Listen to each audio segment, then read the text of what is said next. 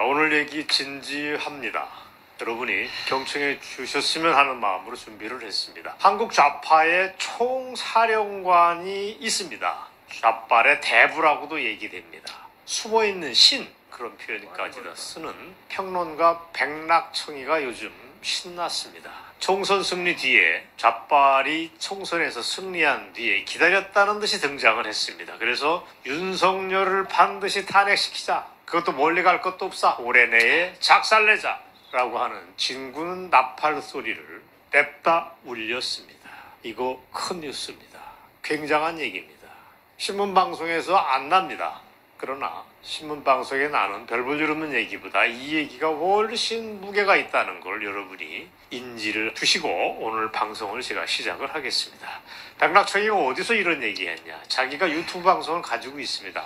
백낙청 TV. 여기에 중계된 방송에서 한 여기자하고 인터뷰하는 방식인데, 이번에 새로 개원하는 22대 국회에서 반드시 해야 할 일이 있다. 그게 뭐냐? 곧 특검 정국이 펼쳐질 텐데 그 연장선에서 윤석열의 퇴진 또는 임기 단축을 통해 반드시 가야 된다라고 하는 얘기를 했습니다. 이거는 백낙청이라고 하는 좌빨 동네의 대부가 한 의견을 표명한 게 아니고 국내 좌빨에 대한 지령이라고 저는 얘기를 합니다. 더 정확한 표현을 쓰면 지령을 넘어서 교시를 내렸다라고까지 얘기를 하겠습니다. 백낙청이가 했던 유튜브 캡처 사진을 여러분이 지금 보시고 있습니다. 그러면서 백낙청이가 이런 얘기도 했습니다. 이른바 최상병 특검을 잘 활용하라고 하는 방법론까지 제시를 했습니다. 그리고 조국혁신당의 조국의 말을 틈틈이 인용을 하면서 윤석열 퇴진을 아까 말씀드린 대로 하긴 하는데 올해 내에 해치울 수도 있다는 암시까지를 줬습니다.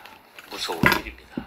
이건 백낙청의 아까 말씀드린 대로 개인의 견해를 넘어섭니다. 조기 정권 교체를 겨냥하는 좌빨 진영 전체의 합의가 있었다. 그걸 백낙청이가 얘기한다고 보시면 되고, 북한의 중국의 속내까지도 노골적으로 드러내고 있다. 그 점에서 백낙청의 교시는 어마어마하게 큰 뉴스다.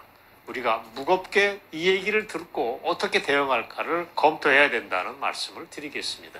백낙청의 얘기를 통해서 우리는 지금 좌익 진영이 어떻게 움직이고 있다는 것을 눈치를 챌 수 있습니다. 따라서 범자유우파와 윤석열 대통령이 정말 긴장을 해야 된다. 제대로 대응하지 않으면 큰일 날 수가 있다. 라고 하는 경고의 메시지를 오늘 새삼 드리겠습니다. 자, 이번에 백낙청 발언을 잘 들여다봐야 되는 이유는 따로 있습니다. 백낙청의 이런 발언은 국면이 바뀔 때마다 이런 얘기를 툭툭 내뱉는데 이게 그냥 지나가는 소리가 아닙니다. 여러분 기억을 하실 겁니다. 딱 2년 전입니다. 그때 좌빨 동네가 대선을 패배한 직후였습니다. 그때 내렸던 백낙청의 지령을 여러분이 떠올리셔야 됩니다. 그때도 그 사람은 뭐라고 그랬냐면, 그때 민주당 대표 이재명이 김대중 이후 최고의 정치인이라고까지 평가를 했습니다. 사람들이 다 어왕벙벙했습니다.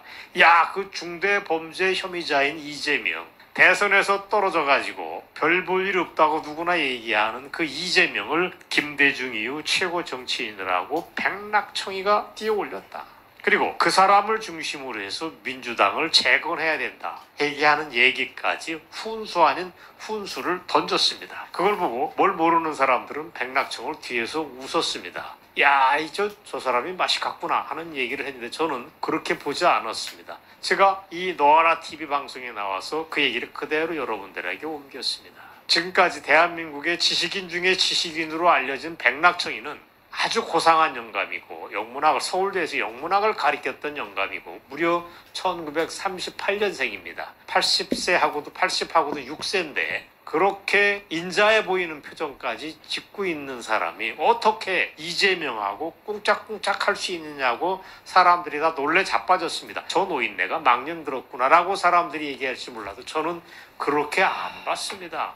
저들의 세계를 제가 조금 아니까 그런 경고의 목소리를 전해드렸던 것입니다. 실제로 백낙청이 얘기대로 지난 2년 동안 민주당이 착착착 진행이 되어 왔습니다. 지난 2년간 백낙청의 교시가 민주당에서 정교하게 관철이 되어 왔습니다. 실제로 이재명은 민주당을 장악을 했습니다. 총선을 통해서 그야말로 이재명 당으로 변신을 또 한 번 했습니다. 이런 와중에 그 좌빨 동네의 총사령관 백낙청이 또 한 번 떠들었다면 그 사람의 메시지는 경청을 해야 됩니다. 드디어 윤석열 탄핵을 전제로 해서 진군 나팔 소리를 냅다 울린 것이 여러 가지로 경청을 충분히 우리가 대응을 해야 된다는 말씀입니다. 앞으로 2, 3년 윤석열 대통령의 남은 임기 동안 세상은 그쪽으로 흘러간다는 얘기입니다. 정신 바짝 차리라는 말씀을 경고를 드리겠습니다. 어떤 사람들 말대로 앞으로 펼쳐질 어려운 전국 속에서 안전벨트를 꽉 붙들어 매라, 안 그러면 큰일 난다는 얘기를 했는데 그 얘기가 경고 이상의 실전이다고 하는 걸 여러분들에게 말씀드립니다.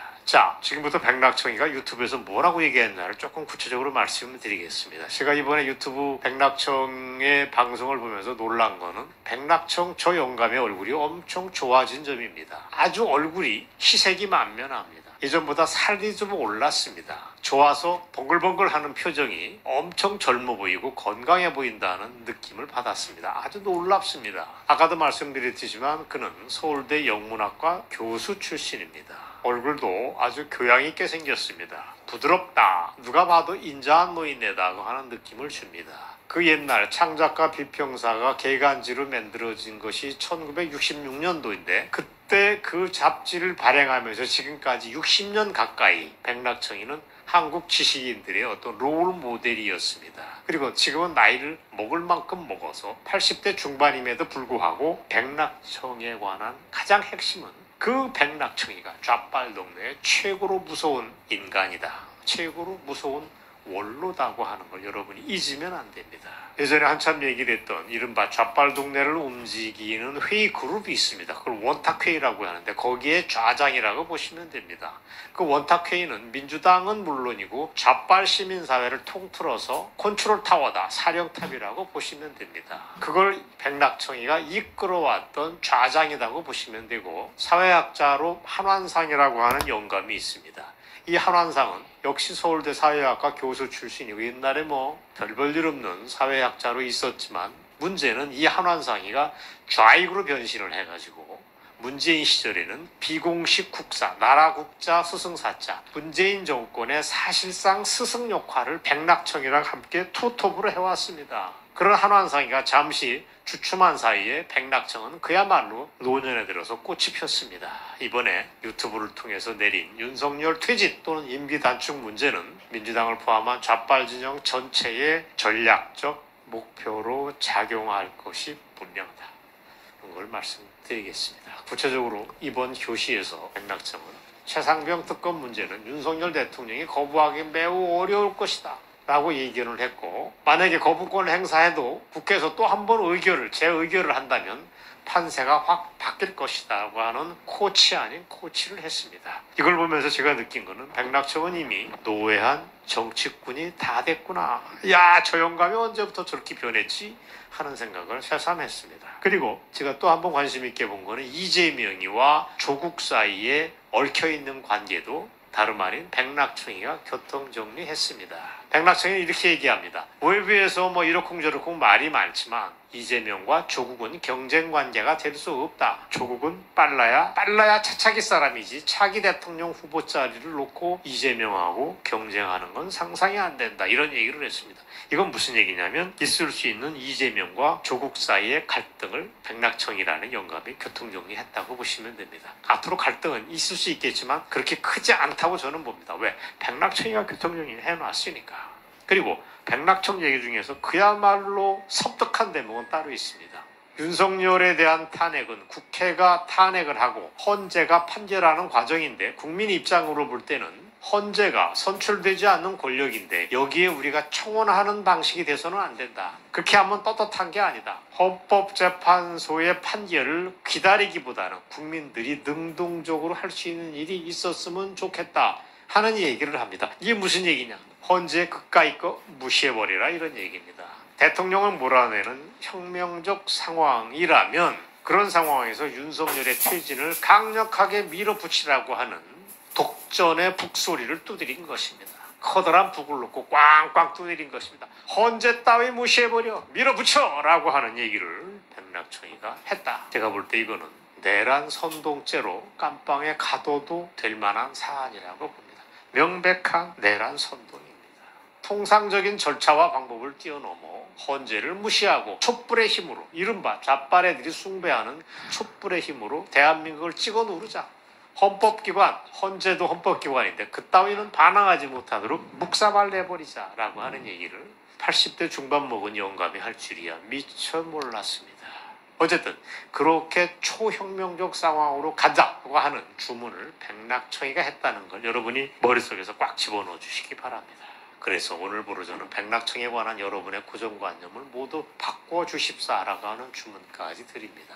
백낙청은 아까 말씀드린 대로 남북을 통틀어서 좌빨 동네에 숨어있는 신에 해당됩니다. 끔찍한 인물입니다. 12년 전에 백낙청이가 해온 짓을 보면 제 얘기가 무리가 아니라는 걸 아실 수 있습니다. 딱 12년 전에, 그러니까 2012년 총선에서 이른바 야권연대라는 걸 주도를 했던 인물이 백낙청이었습니다. 그때 리석기를 포함한 13명의 종북좌파 통진당 소속 인사를 국회에 진출시키는 결정적인 공헌을 세웠던 게 백낙청이었습니다, 여러분.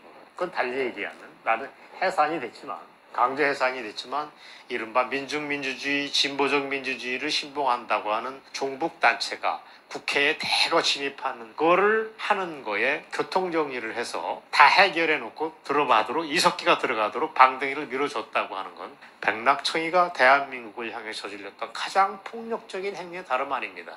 또 있습니다. 문재인의 여러분 적폐청산이라고 하는 구호도, 슬로건도, 그런 이론적 배경도 다름 아닌 모두가 다 백낙청이가 제시했다라고 보시면 됩니다. 그러니까 문재인 정권이 시작하기 직전에 만들어진 2017년 초에 나온 그때 창작가 비평사 보모에 백낙청이가 글을 하나 씁니다. 촛불을 통한 새로운 세상 만들기와 남북관계라는 글입니다. 그 문제의 길에서 백낙청은 촛불혁명이 궁극적으로 승리를 하려면 분단체제의 기생에서 국정농단을 일삼은 자들을 모조리 단죄해야 한다고 깃발을 내겁니다. 이게 문재인이가 몇 개월 뒤에 집권을 하면서 이른바 그 무시무시한 적폐청산이라고 하는 구호로 발전하는 계기였다는 걸 여러분이 잊으시면 안 됩니다. 자, 오늘 방송 크게 봐서 여기까지입니다. 올해 나이 1938년생 86세 되는 영감 백낙청이가 이 와중에 등판을 했다. 그것 자체만으로도 앞으로 펼쳐질 상황이 무시무시할 거라고 하는 경고를 여러분들에게 전해드렸습니다. 정말 안전벨트를 끝까지 붙잡아 매고 어떻게 좌빨애들의 촛불 농단 시즌2를 우리가 잘 버텨낼 건가 하는 걸 자유파 시민사회가 정말 진지하게 검토해야 될 때가 지금이라고 하는 과제까지 여러분들에게 제시를 했습니다. 오늘 준비한 방송 여기까지입니다.